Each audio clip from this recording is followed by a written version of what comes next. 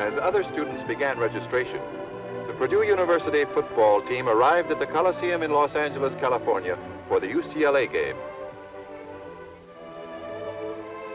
Many Purdue alumni turned out to cheer them. More than 1,000 Boilermaker alumni gathered at the Coliseum for a pre-game West Coast homecoming dinner, a record off-campus alumni meeting.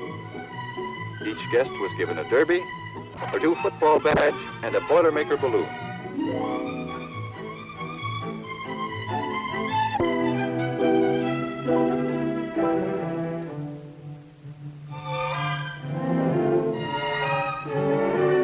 In West Lafayette, New Haviland Hall, located on the site of its namesake building, opened for classes in the fall. The new building houses the speech department, the English department, and the speech and hearing clinic. The clinic, under the direction of Professor Max Steer, has the outstanding facilities in the country. In a special room, a client responds to tones presented to him in an audiometric test. All Purdue students have their hearing and speech tested in the clinic as part of their health check. An electroencephalograph is an instrument for recording electrical currents from the brain. It will be used in research to see if wave patterns from the brain are related to any abnormal speech patterns. The client lies down to ease muscular tension in a modern speech manipulation technique demonstrated by Professor George Schaefer. The client makes corrected sounds while the speech muscles are directed by the therapist's fingers.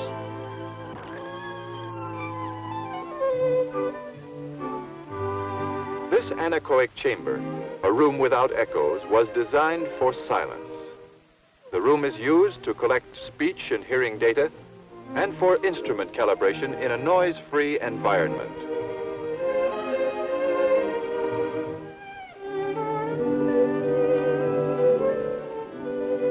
Workers constructing the room were bothered by the lack of noise.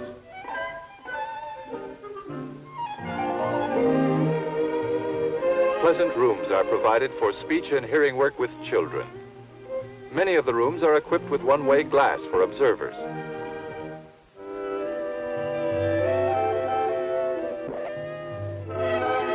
Children with cerebral palsy are patiently helped in learning new patterns of eating as an aid in developing improved patterns of speech.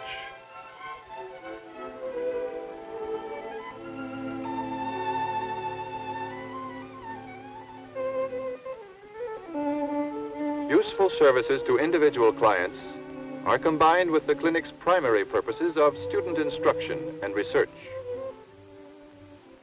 Cord Day added a new fashion note this season. By tradition, only seniors wear the yellow corduroy trousers, skirts, derbies, and beards to the Cord Day football game. This is the James McEntee family. A black cord was introduced by Mrs. McEntee, wife of a mechanical engineering senior. When Jim teased his wife that she couldn't be in the parade with yellow cords, Mrs. McEntee thought black cords might be permissible for senior wives. Permission was granted by the senior class officers, and a new custom was started. The black cord idea caught on quickly, resulting in painting and sewing parties among student wives.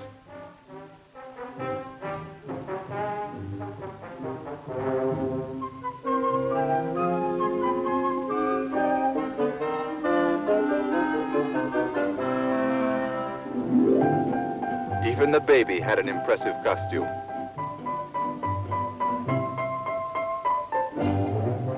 Proud seniors line up by the Hall of Music for the Cord Day Parade.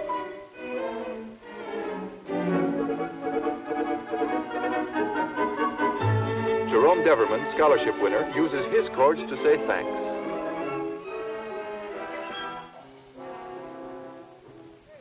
Purdue's golden girl, Miss Addie Darling, the dancing majorettes, and the Big Ten color guard lead the parade to the stadium.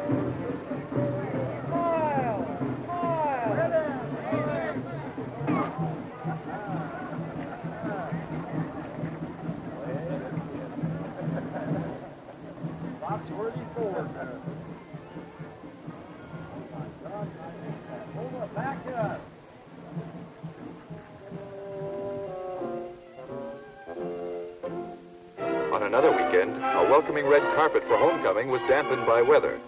Yet a record alumni crowd returned to the campus. Purdue Play Shop, by coincidence, presented the Rainmaker. Homecoming Homecoming decorations, a popular and competitive activity between campus residences, went up in spite of the rain. By Sunday, Kappa Sigma's winning display dissolved. Protected by plastic sheeting, Pi Kappa Phi's decoration won with the slogan, "Let's go Rose Bowling." Alpha Chi Omega sorority won with swans and a slogan, "Glide on to victory." Homecoming alumni told our newsreel camera their impressions of the campus and why they were visiting. The occasion for my visit today is to help celebrate the silver anniversary of the 1934 football team of which I was a member. We drove through the campus last summer and were just floored. We just could hardly find our way around. These new buildings just look fabulous. In our day, if you smoked on the campus, they'd throw you out of school. And if you come to class without a coat on, Mike Golden would see that you got something very severe. Today, those things are not even noticed. You know, everybody smokes. I don't know any place they don't smoke. Of course, I'm strongly impressed with the growth of the university, particularly in the last 10-year period, and the manner in which it's been done at not too much expense to the taxpayer, because many of the projects have been of a self-liquidating nature, and great credit, I think, goes to the administration of the university for that. Bloomington, the Purdue, Indiana football game. The last game for Indiana's Memorial Stadium. Early in the second quarter, the Boilermakers found themselves trailing 7-0. Following Indiana's score, Purdue gained 72 yards in 13 plays after the kickoff.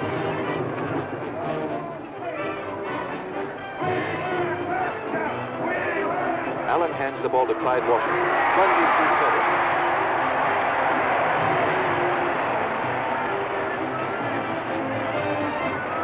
And he scores. IU 7, Purdue 6. Bernie Allen kicks for the extra point.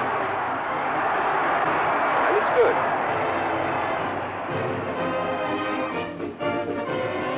Early in the fourth quarter, Purdue got the ball on the Indiana 34-yard line.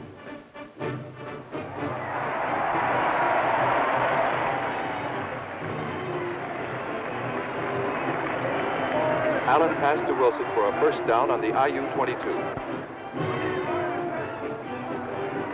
After 2 plays netted only 5 yards, Willie Jones moved the ball into place for a field goal attempt on the 15. With Wilson holding, Allen kicked. And it was good for 3 points. The old Indiana Stadium closed its gates with a Purdue victory. As Christmas vacation approached, it was time for many holiday festivities, like the annual Christmas party at the Union. Purdue students from foreign lands put up displays and answered questions about their countries. And of course, there was a Santa Claus for the little ones.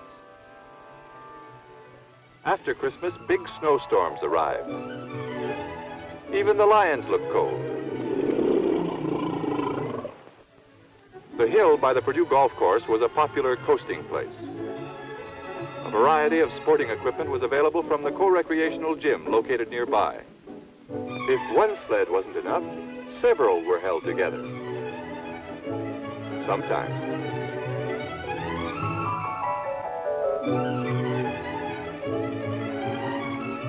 Frozen tennis courts behind the gym were used for ice skating.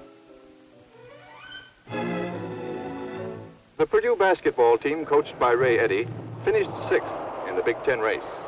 Terry Dischinger, number 43, first sophomore at Purdue to be elected captain and most valuable player, became the second Purdue man to make the U.S. Olympic basketball team. Howie Williams, class of 1950, was a member of the 1952 squad.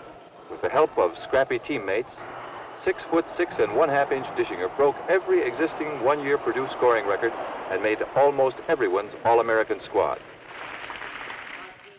At the basketball banquet, Al Stewart, class of 31, and the famous Varsity Glee Club entertained with a brand new number. Varsity Glee Club now is very happy to premiere a new number in joining with the Lions Club and all the rest of the university in honoring the basketball team, Coach Ray Eddy, and the other coaches. We'd like to sing a song called Boilermaker Betty. This is a brand new song written by Bill Luman and myself. We are singing it for the first time, featuring our trio, Mr. Bob and Jim Griffiths over here, and Jay Hayes And Boilermaker Betty, and she's mine, all mine. Let's go, boys. Boilermaker Betty, Boilermaker Betty, Boilermaker Betty, and she's mine, all mine, all mine. Boilermaker Betty is a basketball mall. She's built on the bias and she's 7 feet tall. Her dribble is exciting and her form is divine. That's Boilermaker Betty and mine, all mine. Boilermaker Betty, Betty, Boilermaker Betty, Betty, Boilermaker Betty, and she's mine, all mine. She sails like men with feet size 10. She jumps real high just like any guy. Boilermaker Betty, Boilermaker Betty, Boilermaker Betty, and she's mine, all mine, all mine. Some folks think she's forward, but she's always on her guard. The center of attention with 2 feet like a yard. Her figure's made you round 4 points, but lay it on the line. She's Boilermaker Betty, and she's mine, all mine. Boilermaker Betty, Betty, Boilermaker Betty, Betty, Boilermaker Betty, and she's mine, all mine. The dean said she would lend her if it wasn't for her gender. She'd surely help the ratio if she had Ray Eddie say so. Boilermaker Betty, Boilermaker Betty, Boilermaker Betty, and she's mine, all mine.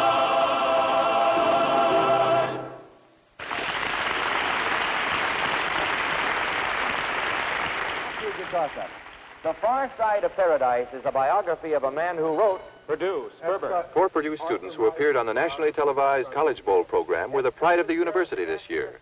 Right, Judge? Right. Who wrote This Side of Paradise? You interrupted me, but you gave me the right answer. Okay. Here you go. Murray Sperber, Bruce Sherwood, his wife Judy Sherwood, and George Guide competed with teams from Smith College, William and Mary College, Western Reserve University, Reed College, and Cornell University. Besides winning prizes for Purdue's scholarship fund, the team had the distinction of being the first of 42 colleges and universities to win 4 consecutive times. Here's a segment of the Purdue versus Smith College program. It's Purdue 105, Smith 120. I have a 25-point bonus coming up. Here's your toss-up for 10 points. Where are the Bay of Rainbows? The sea. Purdue, Bruce Sherwood. They are on the moon. They are on the moon. The sea is showers. And everything. You interrupted me because you gave me the right answer. Here's your bonus question, 25 points. Recent presidential nominating conventions have seldom taken more than 3 ballots to name a candidate.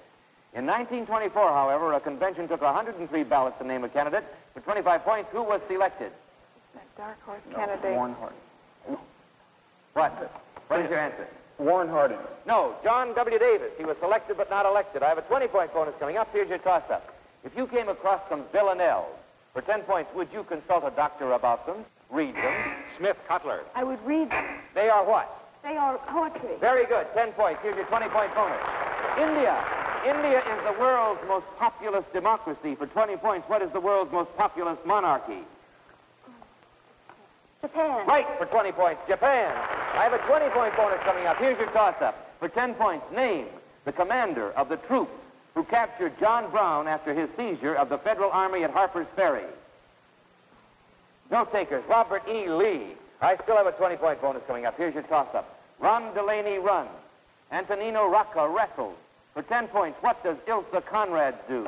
Purdue, Sperber. Swims is right for 10 points. Here's your 20-point bonus. Purdue, for 20 points, what parliament was purged by a man named Pride? What parliament was purged by a man named Pride? The Long Parliament. That's right for 20 points. I have a 20-point bonus coming up. Here's your toss-up. The beadle of the workhouse named the orphans alphabetically. And he came to the letter T. For 10 points, who got his name this way? Purdue, Bruce Sherwood. Oliver Twist. Right for 10 points. Here's your 20-point bonus, Purdue. For 20 points, what Greek philosopher wrote, "Man is by nature a political animal"? Aristotle. Right for 20 points. I have a 20-point bonus coming up. Here's your toss-up for 10 points. What is the name of the system of weight in which pennyweight, pounds? Purdue, Bruce Sherwood. That is the British system. No. 5-point penalty. Repeat the entire question for Smith. For 10 points, what is the name of the system of weight in which... And that's the whistle. I'm reading a question. I stopped. The game is over. We're going to take our time to validate our scores. In a moment, announce our scholarship grant. In all, the Purdue team won $6,500 in scholarship grants after the completion of the 5 programs. After the 3rd win, a crowd braved a near freezing rain at the Purdue airport and gave the victors the welcome of heroes.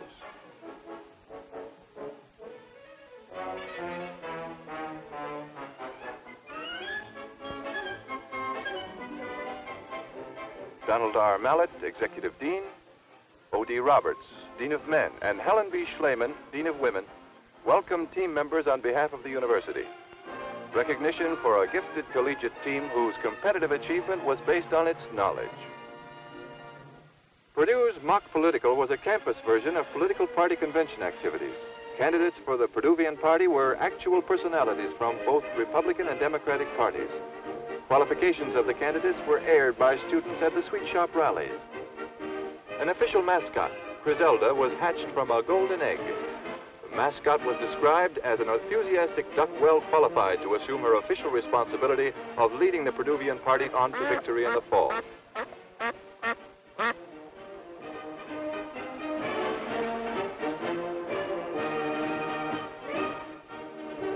A mock political parade officially opened the Purduevian Party Convention. Beginning on the mall in front of the Executive Building, the parade moved through the campus. Here comes the Purduevian Party's Golden Girl.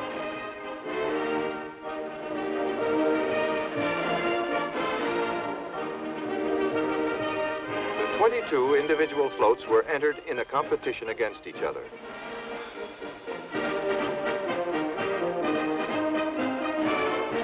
A cold and windy day. Even the hula dancers wore long underwear on this winning float.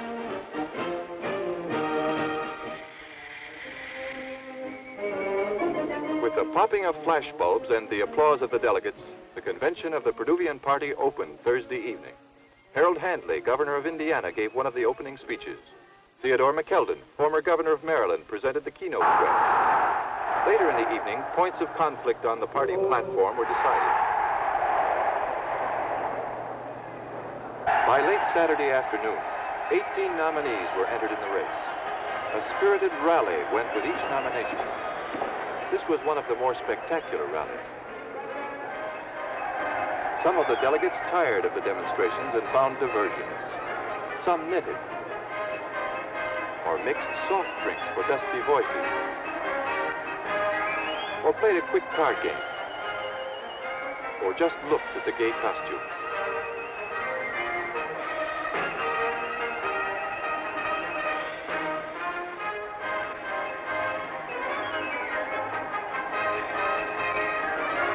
The Kennedy rally had a lot of steam, though an unofficial poll of the delegations indicated that Nixon would win. Early Saturday evening, West Lafayette police received a phone call that a bomb had been hidden in the field house and would explode that evening. The field house was cleared in minutes. A search of the field house was made. Though suspecting a prank, university officials and police took no chances on the lives involved. Even trash cans and handbags were checked. Within an hour, the convention was resumed.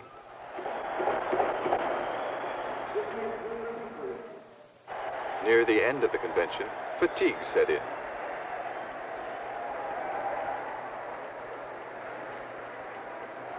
Senator John Kennedy was nominated as presidential candidate of the Purduevian Party on the third ballot. Lyndon Johnson was nominated as his running mate.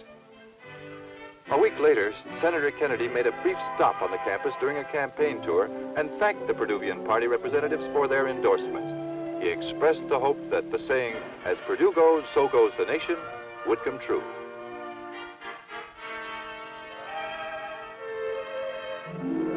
In Washington, D.C., Bowen Akers, Ag 64 Center, presented a report of national 4-H activities to Richard Nixon, Vice President of the United States.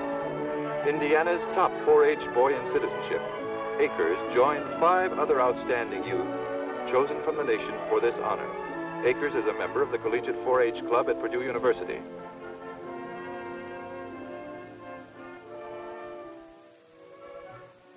A clothesline art sale with proceeds for the Purdue Alumni Scholarship Foundation was sponsored by a campus committee on the promotion of interest in the visual arts.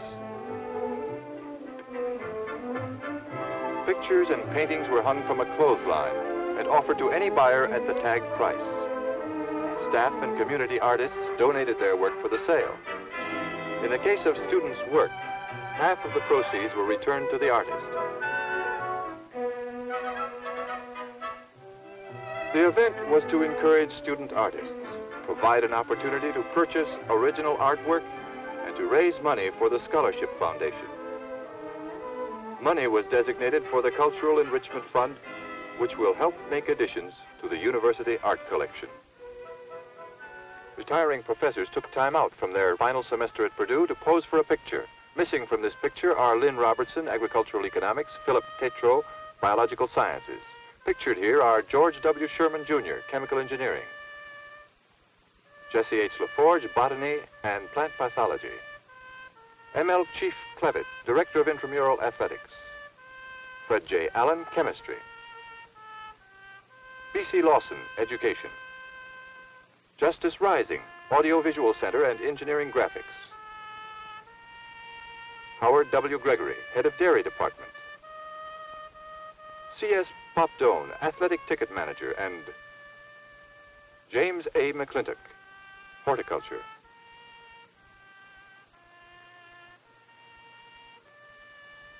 C.S. Popdone, retiring manager of athletic ticket sales, has also taught mathematics and helped coach baseball and football for Purdue. He has been custodian of the Old Oaken Bucket, trophy of the Indiana-Purdue football games. The Old Oaken Bucket made its first trophy appearance in the 1925 game. Harry Curry, president of the Monon Railroad and an Indiana alumnus, holds the bucket at the presentation ceremony. George Ade, prominent Purdue alumnus, is to the left. Doane has literally had a hand in adding to the chain all the P links symbolizing Purdue victories.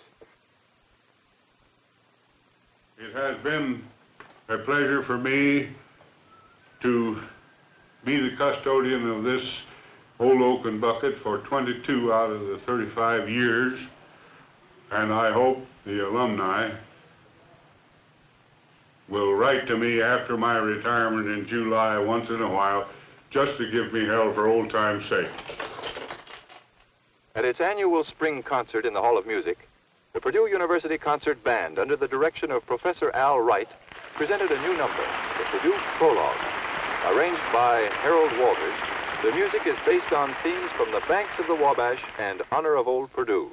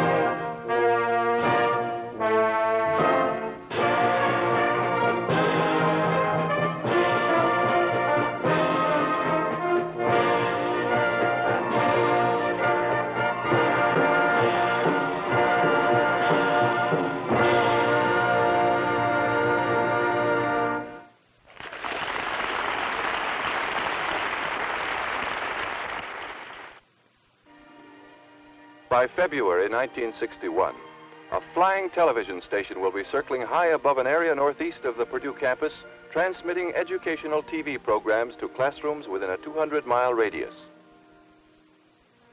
Transmitters are being installed in 2 large DC-6 airplanes in a plant in Maryland. Administrative headquarters for the Midwest program on airborne television instruction are located in the Memorial Center. Plans affecting Purdue include the expansion of the airport runways for use with the large planes.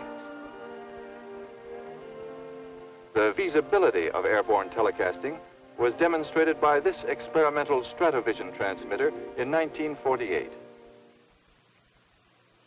To help the Purdue Alumni Scholarship Foundation, the seniors solicited money from their classmates in a senior class scholarship support drive. Members of the various school solicitation committees were briefed at a kickoff dinner in the Union Building. Dick Dyer, senior in mechanical engineering, was chairman of the campaign. O.D. Roberts, dean of men, stressed the importance of the scholarship program to the university. He said that 214 members of the 1960 class were helped by the scholarships. Bill O'Neill, president of the senior class, was the final speaker. Contributions, no matter how small, were encouraged among the seniors as they are among the alumni. In the resulting drive, over half of the 1960 class contributed to the Purdue Alumni Scholarship Foundation, almost doubling the amount contributed in the first drive last year. In the spring, alumni returned for Gala Week. At registration headquarters, alumni signed in. Members of the 1910 class greeted each other on the 50th reunion. George Lummel, class secretary, puts a 1910 ribbon and hat on Dan Heekin, class president.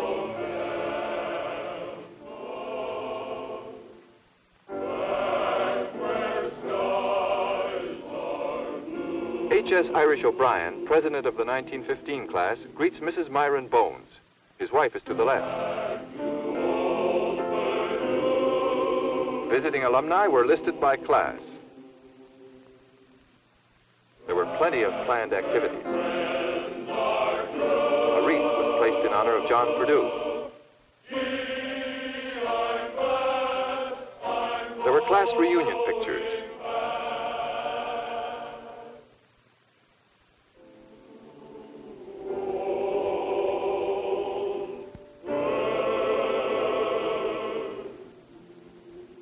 And banquets. And if you took a tour of the campus, you might have seen lots of construction and the Purdue Memorial Union, the Agricultural Experiment Station, the Oval with the Home Economics Administration Building, University Hall, and the Recitation Building. More sidewalk for more students around the Lions. University Hall, second oldest building on the campus. The smokestack of the heating and power plant. The Edward C. Elliott Hall of Music, largest university auditorium in the world. The front entrance to Carey Hall, the men's dormitories.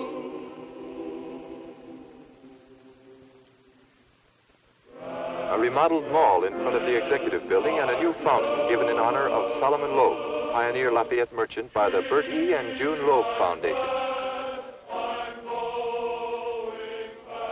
And if you looked inside the buildings, you might have seen research with new materials and methods for industrial engineering, like this high-speed turning with ceramics.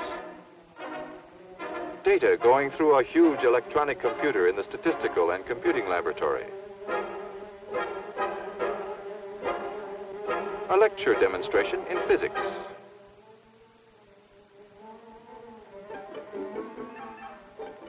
A student performing an experiment with resonance absorption in neon. Or experimental research in chemical engineering with very hot and efficient cyclonic flames.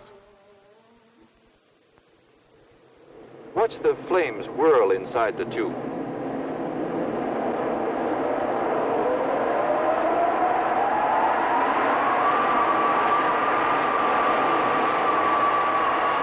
Of course, you could visit the campus year after year and still never see everything that goes on.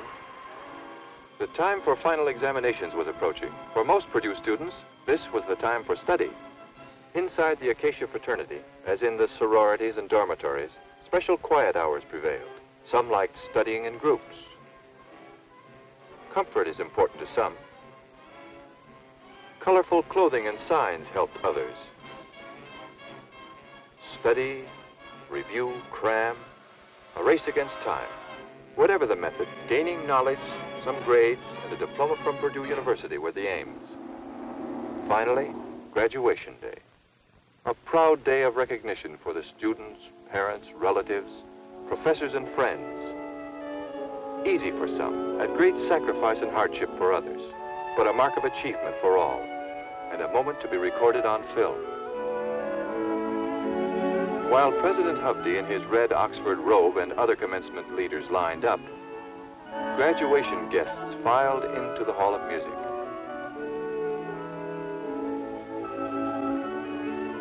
The commencement parade was underway.